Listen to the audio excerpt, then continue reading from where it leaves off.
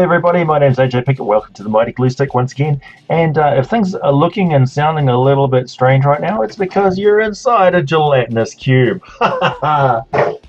Low budget special effects.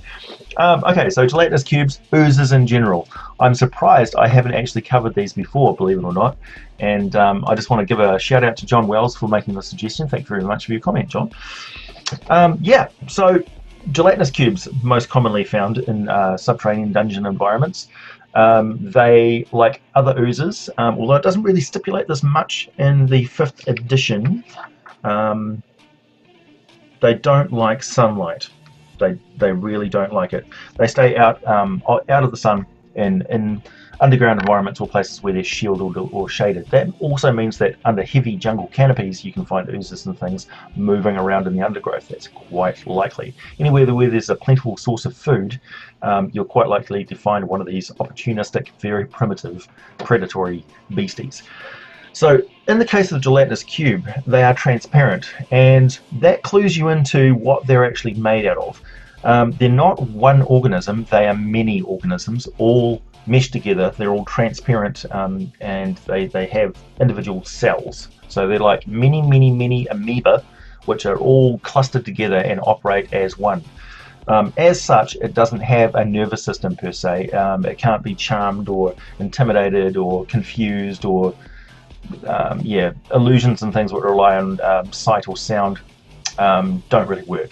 They respond to movement and heat, bodies and things that are close by, and chemical signatures through direct contact. They're pretty much blind beyond 60 feet, and it would be very hard to have a gelatinous cube hunt you down. They would quickly lose interest in your existence as soon as you're not stimulating them. They have an intelligence of 1, which means they are rock stupid. They don't think at all.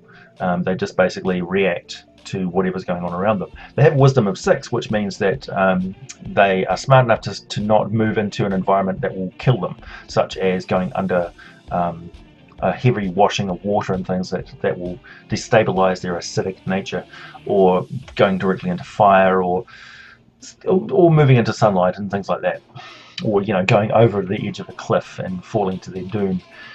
So they have an arm class of 6. They're as easy to hit as the side of a barn. They are large, square in shape, and they have an impressive 84 hit points, or 8d10 plus 40, and a speed of 15 feet per round, which is actually fairly quick for something as cumbersome as a large cube. Now, they can lash out at you with a pseudopod, and it's very much like hitting somebody with a water balloon. So it has no punch or impact force of its own, really.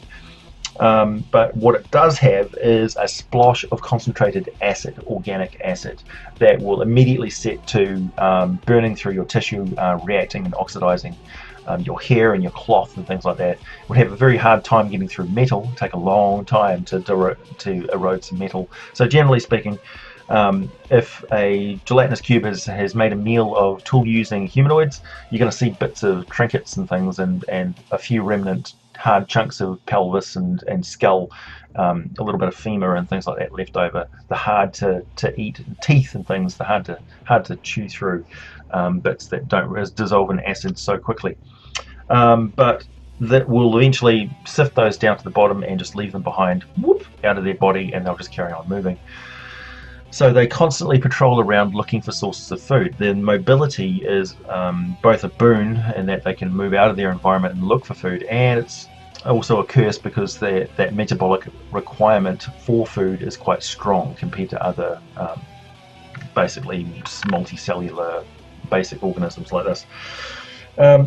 They probably don't need the same sort of heat and moisture and oxygen environments that we do.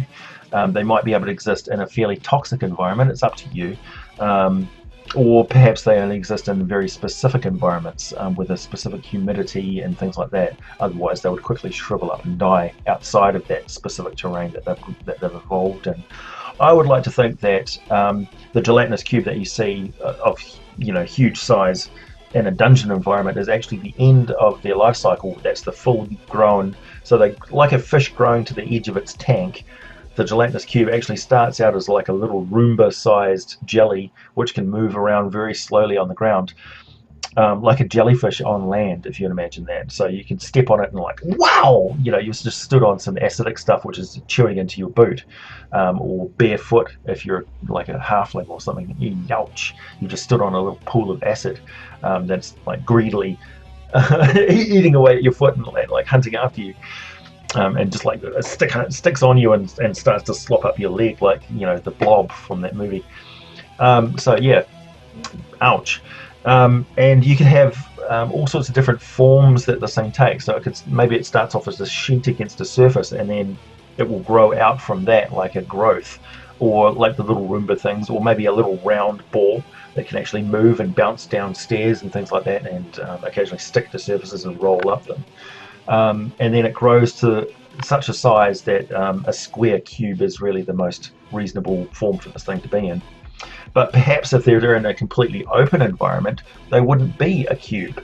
If they're not in corridors or rooms or things like that where they need to fit into corners, if they're in just a cavern or a completely open subterranean environment like a forested sort of fungal grotto, maybe they are a round shape, or maybe they do like stretch out with pseudopods and wave them around to catch insects and things which come flying by. That's quite reasonable. They may not need to have a direct stimulus of insects hitting them all the time for them to realize that just waving their pseudopods around is going to net them food more often than not. So that when left in the environment where they're not disturbed or they don't need to move around a lot, they may just do that. They may just open up pseudopods and wave them around in kind of a pretty display. Yeah, but they are very transparent and very easy to walk into in a dimly lit dungeon environment. You may describe it as ahead you see a slight mist to the air, or a slight smokiness. As you walk forward, there's a slight sound of like your feet are echoing slightly differently, and then smack, you're right into the side of it. I'm stuck to this thing, and then your friends come up and they DC 12 try and pull you out of this thing, and meanwhile it's going and hitting you with acidic burning tendrils. Quite nasty. And of course it can engulf you. DC 12 dexterity saving throw, or you start to slide inside this thing as your skin is literally peeling away from your flesh, and then you see little bits of white bone and stuff, and it's sizzling away as this thing is eating at you. It's quite a horrible way to go, getting burnt by acid. Yeah, so in that regard it's quite nasty. Also, of course, acid is going to damage your equipment. If you've got a magical cloak, I don't care how magical a cloak is, it's not completely acid proof, and so it's definitely risky. Or a magical wand, or some little religious symbol, or your spell book is made out of highly digestible pages. That's not going to withstand acid attacks very well either. So yeah. And yeah, when it's in plain sight, it's even when you are looking directly at it, it's a DC 15 wisdom perception check just to spot the cube that has neither moved nor attacked. So you may be chasing a cube into a room full of cubes and don't realize it. And of course, these things have all sorts of capabilities for a symbiotic relationship with dungeon denizens. And if it is a multicellular organism, it would be quite easy for another creature to lop off a chunk of it, pick it up, put it into some sort of safe container, keep it out of direct sunlight, keep it fed, and then move it to their environment, put it into a cesspit of some kind, and this thing would happily digest away all that organic material as long as it can't crawl up out of the sides of it. You've got a safe garbage disposal that keeps your environment nice and clean. It's a free little acid pit that just regenerates and chews through anything that you throw in there. So, old carcasses, bones, bits of femur, hands, that sort of thing. Your mother-in-law, throw it all over there. Nobody cares. Yeah, so it's a perfect means of disposing of evidence. You could have something like a very crooked guild of assassins or something like that actually disposes of bodies in a gelatinous cube. And if you're in an environment where you're broken into their lair and you're confronting the assassins and things are going really badly for them, they could actually hit a lever and release the gelatinous cube, which falls out of there with like still digesting remains of some prominent town member that you can recognize by his brass shield that he wears, or his badge is the last thing remaining, his silver badge. And same thing with like if you're in a lair of goblins or kobolds or quaggoths or even drow, things like that, gelatinous cubes, probably there'll be one or two maybe around there. That I would imagine they have quite a lot of utility in the dungeon environment. You may even buy tiny weeny little bits of gelatinous cube for that very purpose. They may trade them as an actual tool, like a garbage disposal. So for sure, because it's relatively easy to safeguard yourself against gelatinous cube as long as you know it's there. Creatures such as beholders, for instance, would get on perfectly fine with a gelatinous cube because they don't go anywhere near them.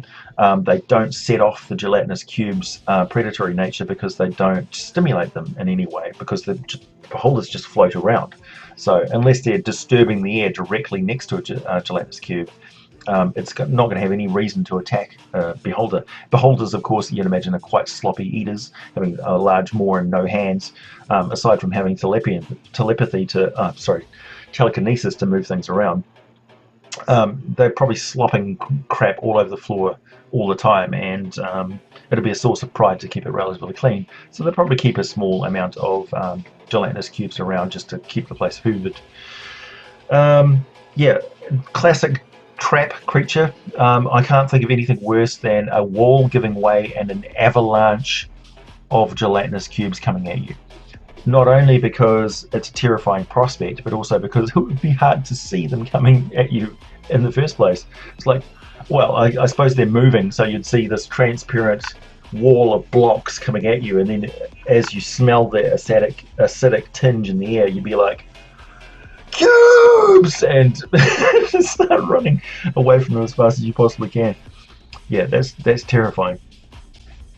So gelatinous cubes, fantastic. And also all sorts of variants that you'd have. So you'd have the ones with the tendrils, you'd have gelatinous cubes which could split and become faster, but perhaps as you fight them. You have ones that when they eat various materials, they take on alchemical properties. So perhaps when you hit them with metal, the acid actually reacts explosively. Or if they eat a magic user's potion or something like that, they could gain alchemical properties for a very brief period of time. On a roll of 1 to 3 or something like that, they can spit fire for a couple of minutes. Or like a gibbering mouther, spit acid that explodes in contact with air to create blinding flashes, which wouldn't bother them at all, but would certainly make it easier for them to kill mobile targets. They don't necessarily need to reason it out. It's just an evolutionary quirk which has happened because those that do that get fed more often than not. So yeah, gelatinous cubes, highly valuable in your dungeon. I don't think anybody I know has not had an incident with a gelatinous cube which hasn't been hilarious fun or just terrifying. They've got a richly deserved reputation, and yeah, you should certainly make use of them. So thanks, John. That's a very good suggestion. John Wells sent me that message. Yeah, I'm always keen to get your ideas and input, everybody, and I will very certainly make quick responses to suggestions like that. And yeah, I guess there's more, there's all sorts of oozes to cover as well. There's grey oozes, psychic grey oozes, ochre jellies, black puddings, all that sort of thing, all the old school ones. Yeah, I'll certainly bring them back. Thanks for watching.